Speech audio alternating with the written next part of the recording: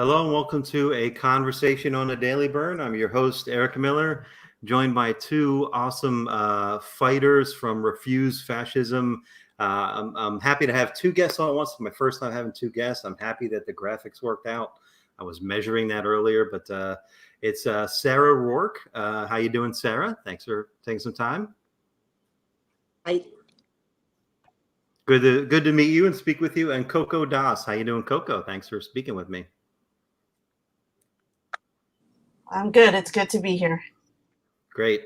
So I had Jamil Mims on last week to talk a little bit about Refuse Fascism and the nationwide series of events that's happening this Saturday. You know, I wanted to have you guys on, here as well. I followed your work on Refuse Fascism. You're both writers. You're contributors to that website, refusefascism.org, where you can go donate. And I wanted to, pick your brains about, what you're seeing. I've seen you do a little bit of media, obviously how people can get involved and what these events are this weekend, how we're trying to sustain it through November, et cetera, et cetera. So, the first thing I wanted to ask, I didn't really get into this with Jamil, but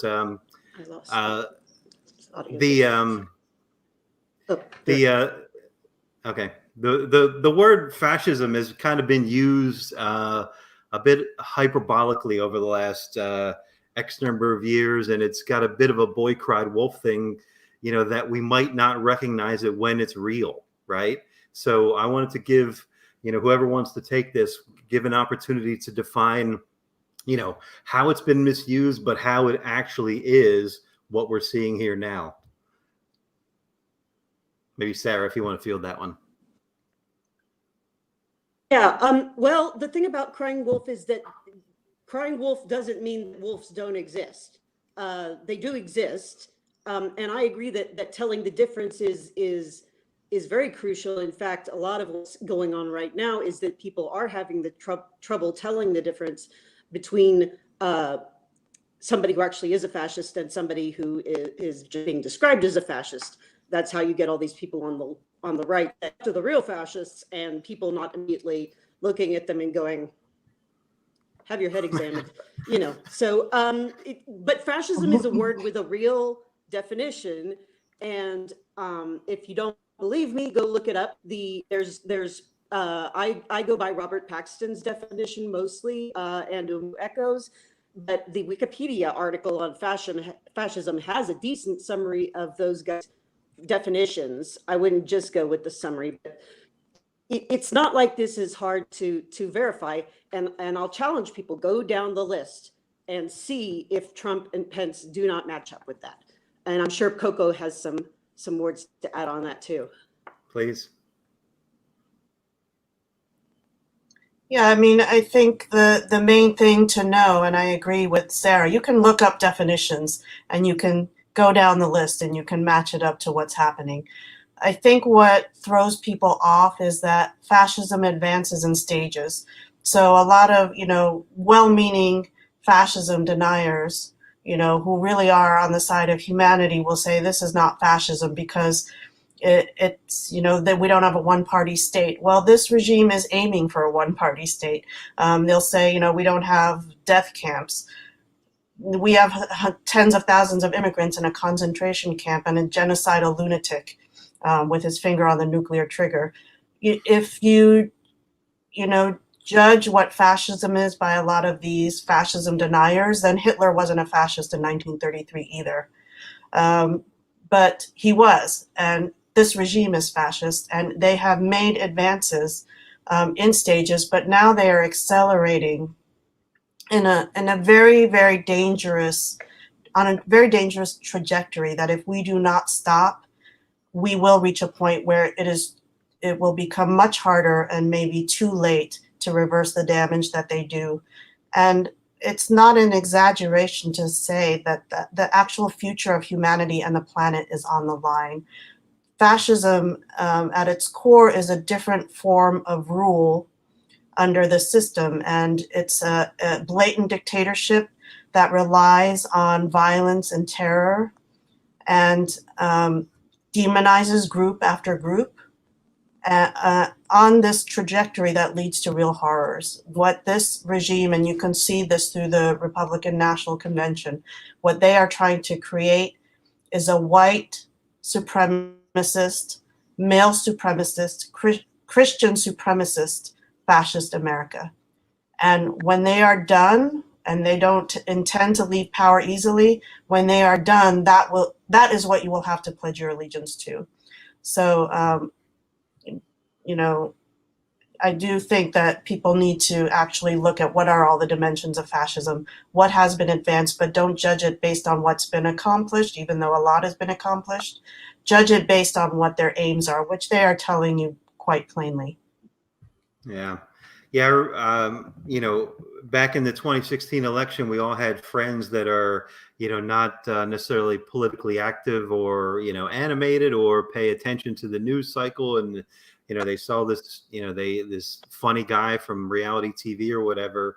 And I remember hearing people say, well, he's not going to be like another Hitler. You don't really think he's, and what they're saying is, they don't see that end state. They didn't really see the aims as you're describing them, right? But it doesn't happen overnight. It happens through a series of, you start with dehumanization, propaganda, et cetera, right? Can you talk about, how far we've come? It looks like Sarah's camera's off. Hopefully she'll rejoin us. But can you talk about how far we've come, or, I hate to phrase it this way, but how much success he's had in achieving those aims over the last 4 years, and how the urgency, is growing as a result of that.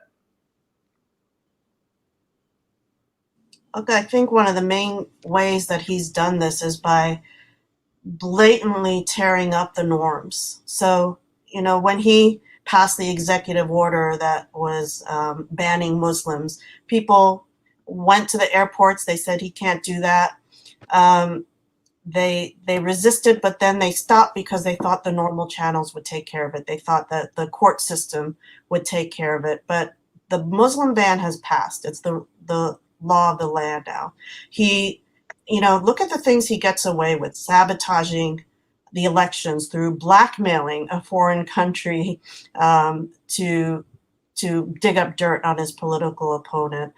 Even the chance of lock her up, the things that he gets away with saying, the blatant lies, the absolute shredding of the truth. That's the first way that he has remained in power, even by flagrantly just shredding up the norms and the rule of law. The regime has gotten almost 300 judges, pro-fascist judges, approved, to the federal courts. And when you remake the courts, you remake the law. Okay, so and his base, this whole Christian fascist movement, actually stands by Trump because of, they'll tell you these things, that there are these judges who will, take away the right to abortion, the constant, tearing up of the separation of church and state. That this has been advanced very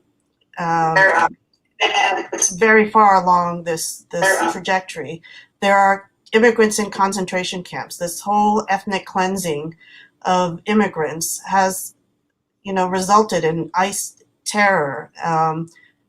His base sees that. This movement sees the way that he talks about Black people, that he goes to Tulsa on Juneteenth, the site of the one of the biggest of Black people in the country.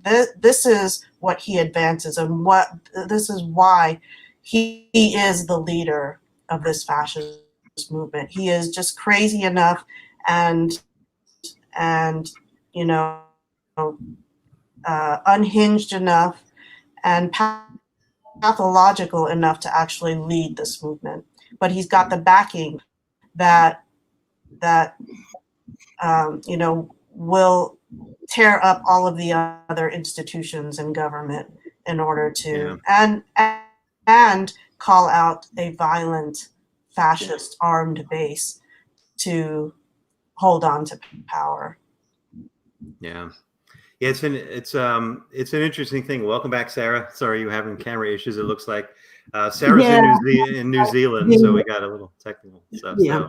So The mobile wasn't working, so I moved to the desktop. So if you can see and hear me up now, then hooray. good. Yeah, we got you back. So welcome back. And I'm proud that I had a graphic. I could swap it out so your names are accurate again. That's just a little amusement for me. So tell me, we were kind of defining fascism, Coco was, Sarah. So let me ask about Refuse Fascism, the organization. Just the origins of it. We'll get to the events and stuff like that and what the future holds. But, maybe how did you get involved, or how the organization start? What's its mission statement? It's a pretty simple mission statement. We, in the name of humanity, we refuse to accept a fascist America. And we do get a lot of pushback on that, where people are like, well, you can't just say what you're against. You have to say what you're for. You have to have a positive agenda. To which I say, getting children out of concentration camps is a positive agenda. Stopping the literal destruction of the environment that threatens human existence on the planet, that's a positive agenda. Stopping the reversal of trans rights and gay rights, that's a positive agenda. Protecting women's right to choose, positive agenda. And it's not many times in history where all this diversity of causes is going to line up and have one pressure point, one pain point. That removing Trump won't stop the whole thing. Removing Trump will not solve everything wrong with America, any more than removing Mussolini solved everything that was wrong with Italy. But it's a non-skippable step. You can't fix any of those things with fascists in charge. Fascists do not fix racial justice. They don't fix women's rights. We have the history that shows this. And our elders went through a lot of trouble to study in the wreckage of World War II what went wrong last time. We have that information. They didn't. They had an excuse that it was new. We don't have that excuse. We need to learn from what they worked so hard to bequeath us, so that we wouldn't have to go through it again, and that thousands, millions of people wouldn't have to die. Unfortunately, we already have just in the States over 180,000 people dead from the coronavirus alone. So there is already a huge body count attached to Trump's regime, and it's not an accident. It's a direct outgrowth of his approach to governance, because he is a fascist. How I got into this, well, as we said, this is a very diverse organization. You've spoken to people in the group who are revolutionary communists. I'm a Democrat. I was Hillary 16. So I've been trying to stop Trump since earlier part of 2016. It's been my main life goal is stopping him. So I'm here. We don't have to agree on everything about what comes after in order to agree that this evil must be removed from office now. And if Stalin and Churchill and Roosevelt could get together to defeat Hitler, we on the left in America should be able to remember our common humanity and what's at stake long enough to take care of it together. And honestly, if there'd been an organization that was more Democrat flavored, that was calling for this at the time that I started shopping around for one and realizing that it wasn't there, I probably would have ended up joining it, and I would be the poorer for it. One of the gifts of doing this has been the opportunity to make real friendships and real rapport with people who are all over the political spectrum. I even want some never Trumpers in before we're done. I just wanted to make that point, that really, when we say we're nonpartisan, when we say we welcome all people of goodwill, we're not kidding. There's a lot of bad blood on the left between the different silos, and that needs to stop. It needs to stop. That's the meaning of the Niemöller proverb. So, yeah. There's obviously, like you said, it's an unskippable step. I love that word. I'm gonna take it. You can't get around. He must be defeated in November. There's no question about it. And what the fight is in January, right? But Yeah, absolutely. I heard David Dole, he from the Rational National, he continually frames it. Would you rather fight neoliberalism or fascism? It's a no contest. There's not even. Yeah. It's a no brainer. So let me, you mentioned about never Trumpers and sort of trying to cast a wide net. While you were off, I was kind of talking to Coco a little bit about people that aren't necessarily politically animated, right? People that maybe follow the headlines here and there. They don't really dig deep, right? They sort of sit on the sidelines, professional PMC class, whatever, right? Soccer moms, what have you. How do you communicate this urgency to those people? Like, how do you, kids in cages, that was a hot story. Rachel Maddow covered it for a month. But when's the last time you hear about it on corporate media or whatever? But those kids are still in those cages, right? How do you keep those people engaged or get them engaged or splash them with cold water? Like, let's go. Like, how do you do that? I don't know who wants to take that. You want first stab, Coco? Well, look, I'm not gonna lie. It has not been an easy road, but look at what happened in the wake of George Floyd's horrific murder. People felt a punch in their gut, and there were many factors that played in, but they could not tolerate another minute of Black people being killed in the street. And they took to the streets in our millions. We rose in our millions throughout June and July. Look at what happened in Portland when the federal troops came in, thinking that they were going to have an easy time. They were going to be able to roll over these protesters in Portland, and like Trump, always threatens, they'll take care of it in a few hours. No, people, moms from the suburbs, dads with their leaf blowers, they all came together, and they stopped something because they felt an existential need to do it. And look, I think that this whole outpouring that came out over the last few months has really opened a lot of things up.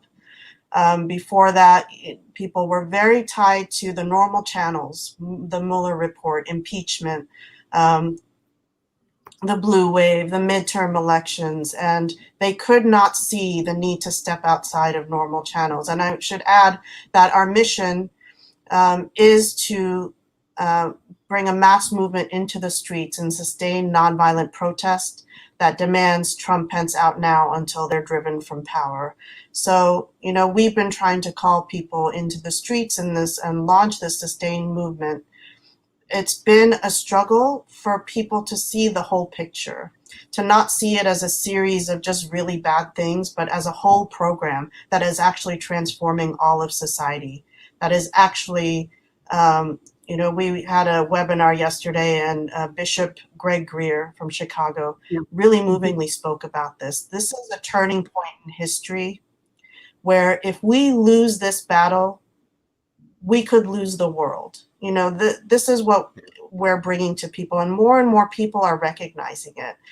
The hard fact is that we bring more people along because of how horrible the regime continues to be. So, every outrage that comes down opens up more eyes, more people lose their adjustment to what is happening. But also seeing people stand up, the way we saw people stand up over the last few months, that helps people lose their adjustment. And we are calling people out now into the streets this Saturday, September 5th, to actually mark a beginning, make a living declaration, tell the world we are uniting, we are organizing, we are determined, we are preparing to struggle with all we've got to drive this regime out of power and to bring this program, this fascist program, to a halt. And everybody who feels this in their gut, they wake up with this existential dread of this nightmare that we are living through, and millions of people hate this. There is a place for them in the streets, all of us together, shoulder to shoulder, and we could actually turn the tide of history. We are asking people to make history. It's not an easy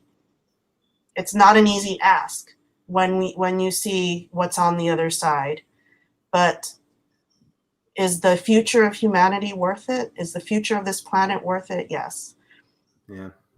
Yeah, a couple things in there. So you talk about the future of the planet, like that is not hyperbolic. That is literal. We're out of time on the climate crisis. We can't afford, not only incrementalism, but we can't afford going backwards or acceleration, right? So that is not hyperbolic. So I appreciate you saying that. And the other thing, to Sarah's point, we should have learned lessons from World War II. There's that legendary poem. First they came for the socialists, then they came for, right? And he launched his campaign saying Mexicans were rapists and murderers, right? So first he came for the Mexicans, then he came for the Muslims with the ban, right? So he has a checklist and he's checking off every one of those boxes, and it is very real. It's not hyperbolic. I want to, before we get too much further, and I'm enjoying this conversation again, refusefascism.org is your website. And Coco, you said it's a big ask to get in the streets, but that's not the only way that people can help. They can also donate, right?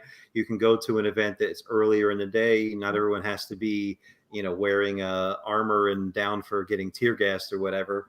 You can go and help out in a multitude of ways, right? So, and we need everyone off the bench, right? So I wanted to pull this up just to highlight where the events are, and I'll just I'll throw it over to let's say Sarah. Do you want to talk about these events that are kicking off this Saturday? Yeah, well, as you can see, we've got events in a number of cities. And by the way, if you do not see an event that is near enough to you, you can totally get hold of us at refusefascism.org. There are a few different ways to contact us. Please contact us and let us know that you're interested in getting an event going in your area, and we will help you out. But yeah, as you can see, we've and the updated. If I could just jump in for a minute.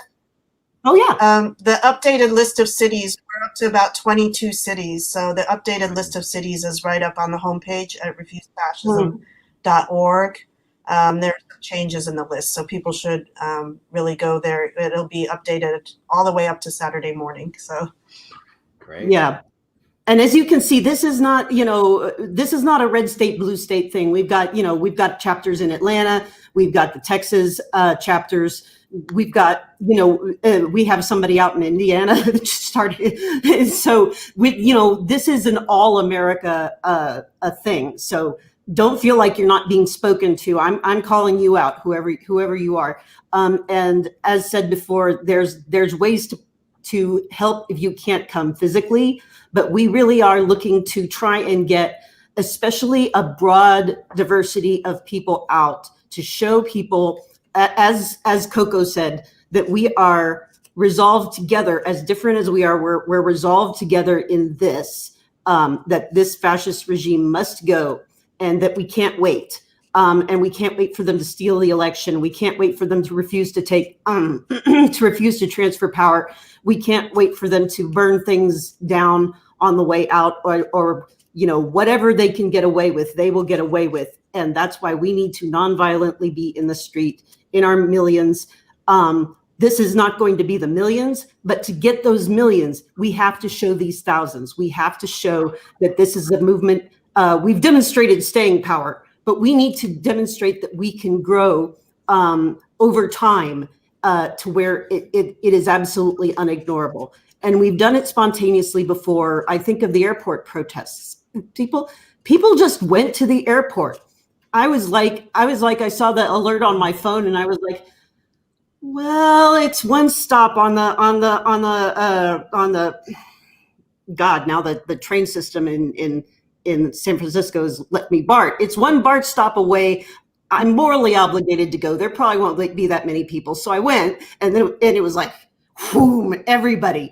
That didn't require a whole lot of second guessing and whatever. So if that's what's in your heart, that spontaneous, no, we're not, no, not here, not in my country, not in our country, not on our planet, then you can obey that impulse. Come join us. So, and don't worry about about fitting in or not being welcome. There is no fitting in, and there's no not being welcome. If you're a person of goodwill, then you are welcome, and we will find a way for you to participate. If you don't feel like you can and you want ideas, contact us. We got lots of stuff that you can do, lots of ways to help, lots of volunteer tasks that need doing. So yeah, that's the vision, is the breadth and the diversity. And come with others. Bring your neighbors, bring your friends.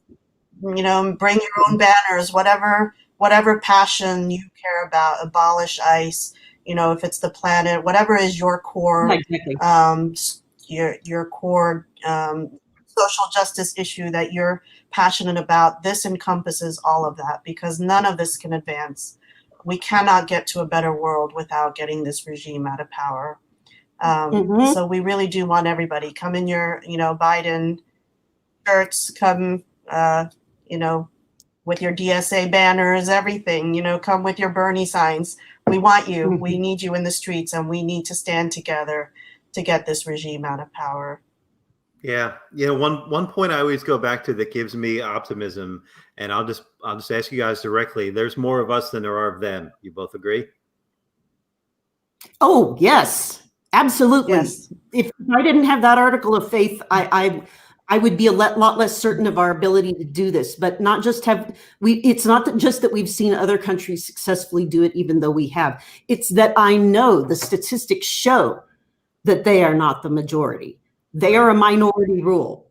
We just have to, and we have the power. It's right there. We haven't lost it. We just have to figure out how to all claim it at once in a meaningful way that really shows our solidarity and our resolve, where they're going to go. Just like with the airports, they backed off. If we'd have stayed in those airports, if we'd stayed in those airports a month, 2 months, what do you think we could have gotten? I wouldn't be surprised if we could have removed them. We had it shut down. If we can find that resolve again and stay with it this time, I'm convinced. I'm convinced that we can make it happen. Right on. Let me ask this. There's a segment of our corporate media that likes to highlight the violence and whatnot, right? So, that is one of those tactics that they would use to suppress turnout to events like this, right? Even good faith actors might be scared off because they see, a minority of people committing violence or whatever, right? But that is never the intention, and not the intention of your events here specifically, right? So, like I said, you can go earlier in the day. You don't have to be down with necessarily like looking forward to getting tear gassed in the face or whatever, right? You can go, be comfortable, bring your sign, right? It's not like the fear mongering they use to, dissuade people from protesting. And now that's bleeding into legislation, which you guys both know in Tennessee and all over the country. Right. So, and what Coco said is absolutely amazing, right? There is an intersectionality of these causes, right? And that is the more of us than there are of them, right? So if your causes, like Coco delineated a bunch, right? Any one of those is on the line with this, regime, that, to use your guys' word, and it's an apt word. Can you, I don't know, there's a question in there, but can you talk a little bit about that? Just again, it's kind of back to that point of getting the complacent animated, how, I want to allay the fears of, the suppressive tactics and getting people out on the streets in events like this, right? How can you get, well, you said you were a Hillary Democrat, right? So not to profile that too much, but like, how do you get the suburban soccer mom out to, make a sign and get out there? Like, how do we do that? What are some tricks on that tactics? Well, if I had the full secret sauce on that, then we'd already be on the streets in our millions. It's difficult. I won't lie, because there are multiple actors on the fascist side and on the for their reasons, for their fascist agenda, who are trying to keep us from getting this solidarity and this breadth. And then there are, unfortunately, forces on the left who still haven't quite grasped what we're after, that are sending very seductive messages to that this is not necessary. and to where it makes it hard to get people in. But if you can really, to some extent, it is one-on-one kind of work, and it's really meaningful for people listening to this broadcast. If you get somebody going, oh, well, those protests, they don't really do anything, or they're all violent, you can say, hey, look, there's this Refuse Fascism organization that does not do violent protest. Their record is one of nonviolence, and you should check out their event. That actually happened with a Hillary Democrat, somebody I didn't even know. And I've stayed in talks with these Hillary folks. So one of my Hillary friends, this is how you can help, was able to say to a friend who was like, oh, I want to go to this event, but I'm kind of scared. Are they scary Antifa, whatever. And she's like, no. My friend Sarah's in this organization. She wouldn't be in a violent organization. You should go to the event and enjoy yourself. So she did. And lo and behold, it was not scary. So you can, there's not a magic way to do it, but social proof is definitely a thing.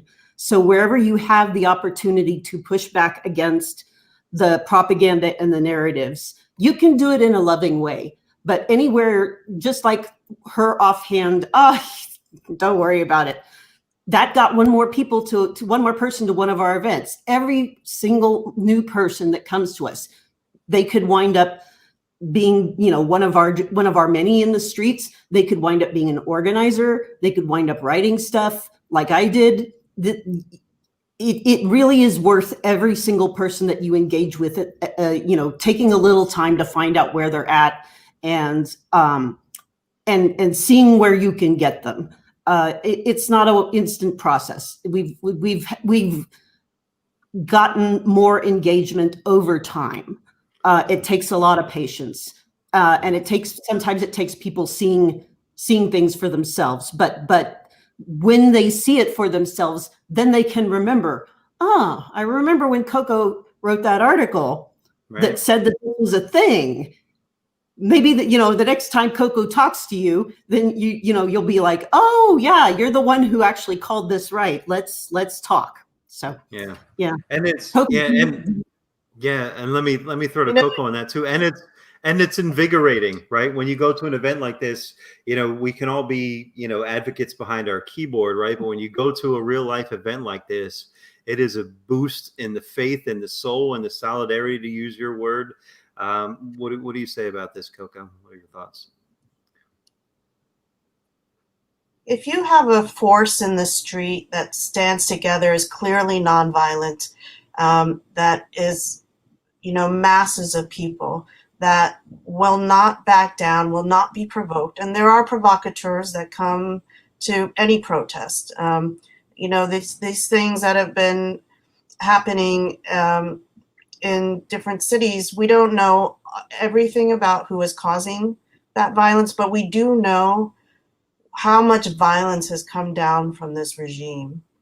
We do know that they are readying their side to come, and I was part of this protest in Austin where we were surrounded by fascist Trump supporters with their guns, paramilitary, looking just like the paramilitary that Trump is amassing right now. And we were about 40 people surrounded by about 160 people, and we did not back down, and we did not, we stuck to our program that was infused with a love for humanity. And, we made a statement. And when, we cannot guarantee, what happens at any of these protests, but we know that we are going to be a force that is completely dedicated to nonviolence, that is not going to be provoked, but that knows that we are on a mission. Look, we are on a mission to stop a regime that imperils humanity and the planet. And if we make excuses to bow out of that mission, to not take our responsibility, why should somebody in Bangladesh suffer because we are not stopping this president that is burning the planet? Okay, that is what is on the line, and people really have to decide what is history going to say about what I did during this time. It is truly the most the most dire challenge that humanity has ever faced, and people need to line up on either side of that. Yeah, here. And again, you can't overstate that enough. Let me ask, so the intention of this is to kicks off September 5th, but to run this consecutive days in as many cities as possible through November. Is that that's the overarching strategy? Let me clarify. So it launches 60 days of struggle. So through September, we are in the streets doing vigils. We're having town halls, over Zoom. We're having outdoor concerts. We're raising this demand. Trump Pence out now in many different ways. We're engaging in many different forms of nonviolent resistance. Some people are going to be really doing heavy get out the vote stuff. Some people are going to be, writing poetry, getting people to sign on and really, deal with this fascism ideologically. And many people are going to be out in the streets because, more things are going to continue to happen that are going to require us to be out in the streets.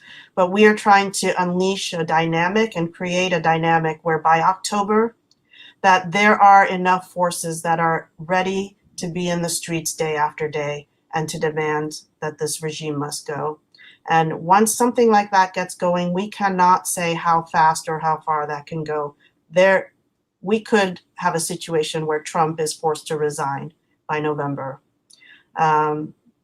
We could have a situation where the whole regime has to step down. We don't know, but we need to get to a dynamic where every force that does not want to live in a fascist America, every person that does not want to live in a fascist America is ready to be in the streets and make this manifest to the world. Yeah. And that's, boy, what a looming threat that, he's already given pretext about not leaving in a multitude of ways, not accepting the results of an election. Like I said to Jamil, he had an awesome comeback. I said, I'm telling you, you're preaching to the choir. And he said, yeah, but not everyone in the choir is singing. And I thought that was great. So, we need to get more people. We need to get more people singing. There are a lot of us in the choir, but we need more voices raised, right? We need, and again, like Coco, like you said, there's a lot of ways in this sustained effort that people can contribute. So I just want to throw that out there again, refusefascism.org. You can join protests, you can donate, you can, like you said, make signs, be a writer, spread the word. Everyone should spread the word, right? And it's, all that stuff, like you said, Coco, is we have to be prepared for the next things that are going to happen over the coming months, and they're definitely going to happen. Anyone's naive to think they're not, right? So, I admire what Refuse Fascism has done since day one.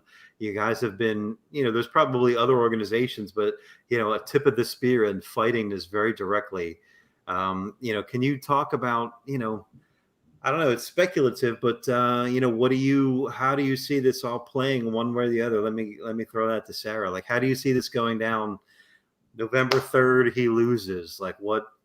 January 20th, he's lost. What happens? What happens? What's the nightmare scenario? Like, what do we do about it? Well, I think it's now safe to assume that there really isn't much they're not capable of if they're desperate and feel like they need to. And it's important to remember that if Trump does not retain power, he is criminally liable for a whole bunch of stuff. So his motivation to pull out the stops to stay in power is very strong. And ask yourself, what is going to restrain him? Is his family going to restrain him? Is Stephen Miller going to restrain him? Is his moral sense going to restrain him? Is a vote count going to restrain him unless we force it, it to be honored? Really, we try to be a reality based organization. We're very, we respect and love science. We respect and love what history has learned, its lessons. So, and as a reality-based organization, if anybody tells you they know for sure how this is going to play out, they're kidding you, or they're kidding themselves, or both. And unfortunately, right now, there are a lot of players. I will call out certain leaders in my own party, for example, who are pretending that they know what to do and what's going on and how this is all going to turn out, because they regard it as their job to seem in control and calm and confident. They don't know any better than anybody else. And a lot of times, if they do know, like Obama, who apparently knew from pretty much the start that he was a fascist, didn't think it was politically expedient to say. So just think of how long he didn't say that for. When you're listening to your leaders, and if you're Red Rose, if you're whatever, it doesn't matter. Somebody's going to be trying to tell you what's going to happen, and that they know what's going down and they know the answer. That's just not true. But what we do know is history. We do know how regimes like this behave, and we do know how nonviolent, mass sustained struggle can remove even decades-long dictatorships. I have a number of scenarios that I keep on my mental burners, and one of them is that we get him out before November. That I still think that we have a window for that, and that's what we should be going for, to not wait for him to steal the election. But there's a very, very fair chance that it does go to the election. There's a fair chance that the election itself is scary and violent, or that the disease, the coronavirus, helps them steal it. And then we need to be in the streets for that. And there's a chance that they lose by a little bit and they're contesting it, or they lose by a lot and they're just contesting it anyway. That January 20th runs around, he's supposed to leave office and he won't. These are all possible scenarios, but the way I look at it is pretty much none of them don't need the people nonviolently in the street in their millions to say, humanity and democracy must be upheld, and we're going to stay here until it is. Since that is true, since every single scenario doesn't hurt and really, really actually desperately needs us there, why not go ahead and be there now? We know we're going to need to be there at some point. Let's get good at it now. Yeah, well said. Well said. Yeah, there's no time to be sitting on the sidelines. I could talk to you guys all day. I appreciate the work you do in your writing. Let me give Coco an opportunity for some closing words, because Sarah just gave that great soliloquy. So that was awesome. Coco, let me just plug it one more time. refusefascism.org. September 5th is the kickoff. You can participate in a multitude of ways. You are needed. If you're watching this, we need you. We need your help, right? I'll be in Philly if anyone wants to come say hi to me or punch me in the face or whatever. Coco, what's your closing thought? Like, let me put it this way. Like, you see history repeating itself, right? And we've talked about complacency and the urgency of now. How do you remain optimistic? What gives you hope for, being able to successfully, fend back this, it's not even a rise of fascism anymore. There's a stern foothold. Like, what gives you hope? Well, how do you keep in this fight?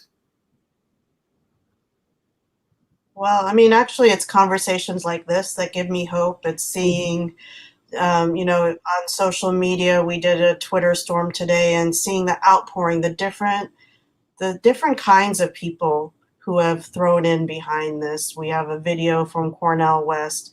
We had testimony from people in the faith community, artists, writers, people who have never gone to protest before. There is such a diversity, and we are the majority. This regime actually has put targets on the backs of so many people, has put so many different people in their crosshairs, that if we band together, there isn't a very good basis for actually making this happen, where we fill the streets of cities and towns across the country. We say Trump, Pence out now. It reverberates all over the world. It would give hope to everybody. And imagine the celebrations the day that Trump and Pence are marched out of the White House. The celebrations all over the world, that is what gives me hope. And I know that people want a future for their children. I know that people do not like the fact that there are children in cages, and they don't like what's happening to Black people. And I really feel that people can find their moral core. I want to quote Sarah for my last point here. She has a very good article on the website called Drinks at Sobibor, about how the Germans, how concentration camps became normalized. And she has a quote that says, "What you allow is not only what you condone, it's what you become." And I know that there are millions and millions of people who feel so unsettled and do not want to become, the people that we look at in Germany and say, why did you let that happen? Yeah. So I guess that I'll end there. But I want to thank you, Eric, for this conversation and for what you do. And we'll go out into the streets and see you in the streets, and we'll be on a mission together. I appreciate that. Thank you. Yeah, what an awesome quote. And the word unsettled again. I'm repeating back what you just said, so forgive me. But there are so many issues every day on social media. You see everybody. Can you believe he did this? Can you believe he did that? Right? Mm-hmm. It's so overwhelming and it's exhausting. Right? There's never a day where you're not like, well, what the fuck did this guy do now? Right? Like you wake up and it's that, right? Every day, all day, every day, right? You think about what happened yesterday. It seems like a lifetime ago. And, that can be discouraging. It can be exhausting, and it can be, it's intentionally designed to, to beat you down. Right. And, so you might be thinking like, well, where do I even start? Here's where you start. Here's a place you can start, right? September 5th is Saturday. There's an event near you. If there's not, you be the one to create that event, right? You'd be surprised how many of your neighbors feel the same, and you can motivate them out to get in this fight. So, I've enjoyed this conversation. I appreciate you both, what you do. Thanks for taking some time to chat with me. I'll see you out in the streets on Saturday. And, I don't want to say it's the beginning, because the beginning was 2016, but hopefully we're in the home stretch here. Hopefully we can get him out and let's have the flowering. We planted the seed. Let's have a flowering now. I love it. Awesome. Thank you guys so much. I'll see you out in the streets on Saturday. Refusefascism.org. Go donate. Show up this Saturday. And keep showing up. We got it's not a one and done. We got to keep in this fight. So, right. Here. Thank you both so much. Thank you, Eric. Talk to you soon. Bye. Yes.